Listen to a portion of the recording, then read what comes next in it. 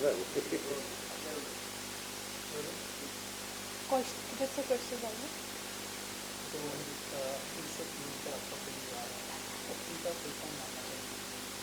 आपको क्या लगता है?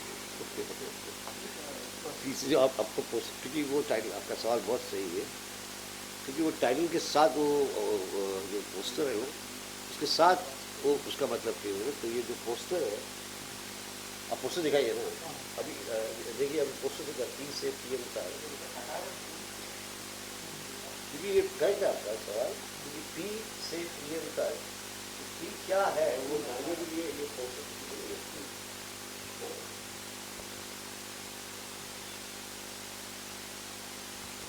भी प्रफ्यूट है।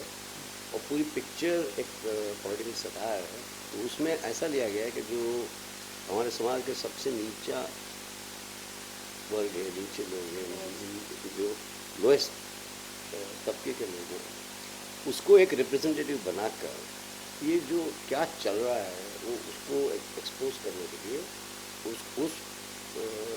उस मेटाफर के ज़रिए या उस कैरेक्टर के ज़रिए उसको एक पॉलिटिकल सिचुएशन में डाल के बाकी सब का वो जो एक्सपोजर है वो है। और वो बेसिकली कहानी में वो एक बाई इलेक्शन में फंस जाती है,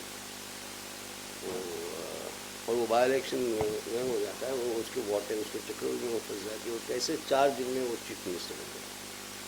तो 4 दिन में जब आप चीफ मिनिस्टर बनेंगे तो उसमें आपके पास ऐसा कोई क्वालिफिकेशन तो है नहीं, वो जो है सो है, लेकिन उसके ज़रिए आप पूरा पॉलिटिकल सिस्टम को एक्सपोज करते हैं, और फिर आगे उसकी जर्नी प्राइम मिनिस्टर के लिए क्या है वो।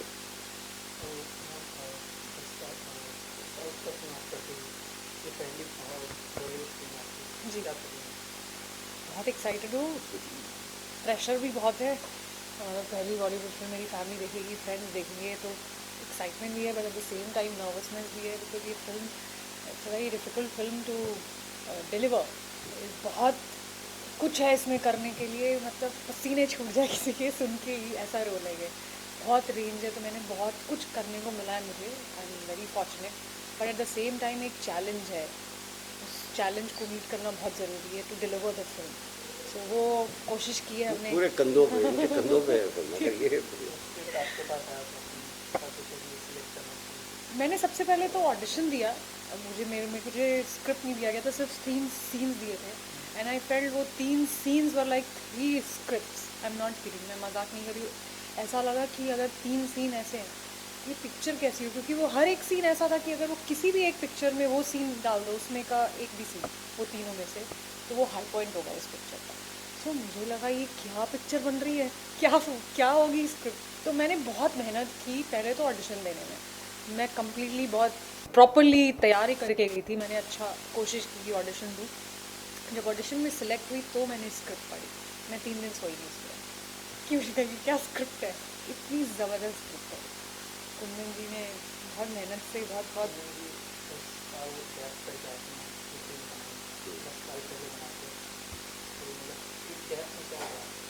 क्या मैं गैप में कुछ नहीं हुआ, मैं घर पे बैठा था। मैं तो आप बताइए तो मैं हर साल में 2 पिक्चर बना सकता हूँ, लेकिन आपको मौका भी तो मिलना चाहिए ना। इसलिए ये एक बात अच्छा आपने पूछा, क्योंकि ये जो फिल्म है, मैंने एक फिल्म बनाई थी जंगल जुगाड़, वो मेरे ख्याल से जो नेशनल फिल्म डेवलपमेंट कॉर्पोरेशन ने प्रोड्यूस की थी, तो वैसे ही ये फिल्म भी मैं बहुत सालों से लेकर घूम रहा हूँ स्क्रिप्ट, और पैन इंडिया गड़ा और धवल गड़ा, तो उनकी वजह से, नहीं तो अगर वो नहीं होते तो ये फिल्म नहीं बनी, स्पेशली विद न्यू कमर्स आज की तारीख में। तो अगर ये फिल्म अच्छी बनी या लोगों को पसंद आती है, सबसे पहला क्रेडिट डायरेक्टर को नहीं, एक्ट्रेस को नहीं, प्रोड्यूसर को जाता है।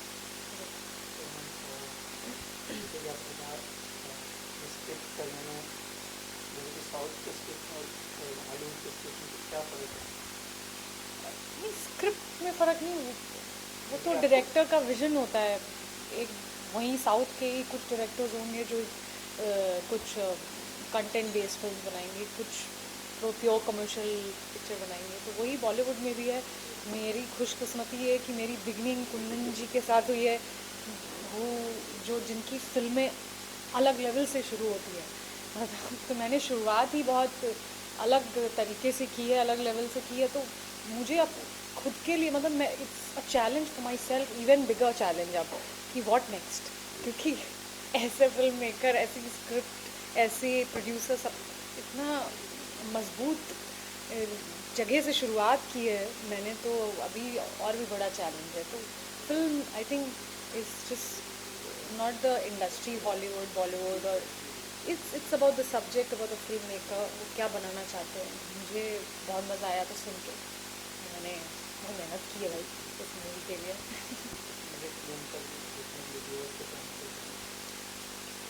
व्यूअर्स को वैसे जो कि ज़्यादातर कहा जाता है कि आप दिमाग घर पर लेते हैं फिल्म देखते हैं, प्लीज़ हमारी रिक्वेस्ट है कि अगर आप दिमाग साथ में लेकर आइए और देखिए।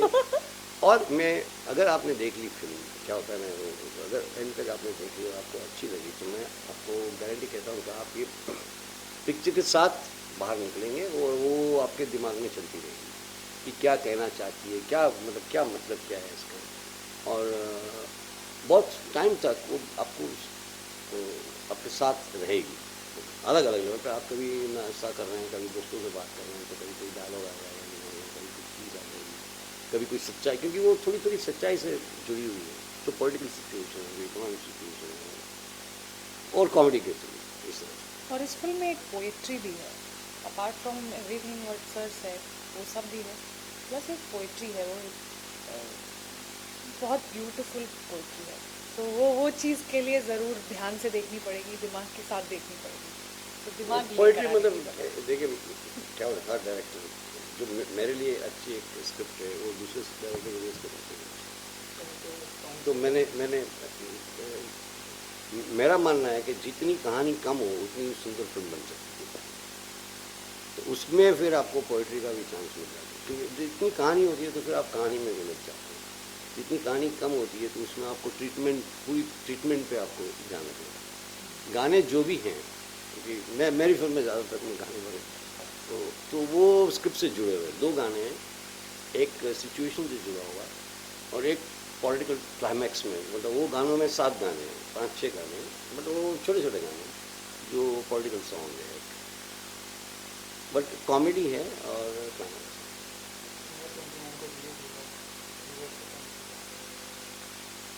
इसको कहेंगे कि देखिए हमारी बहुत छोटी फिल्म है, लेकिन हमने बहुत बड़ी कोशिश की है।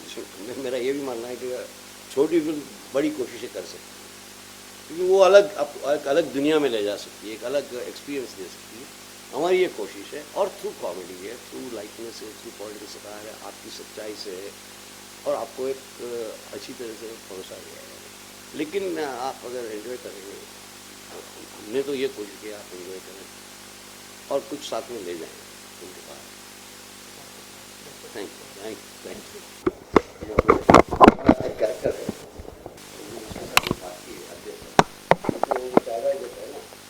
और वो बाबा बनने की अभी मतलब वो ट्रेनिंग है, वो भी आगे तो दोनों साथ में बात तो अलग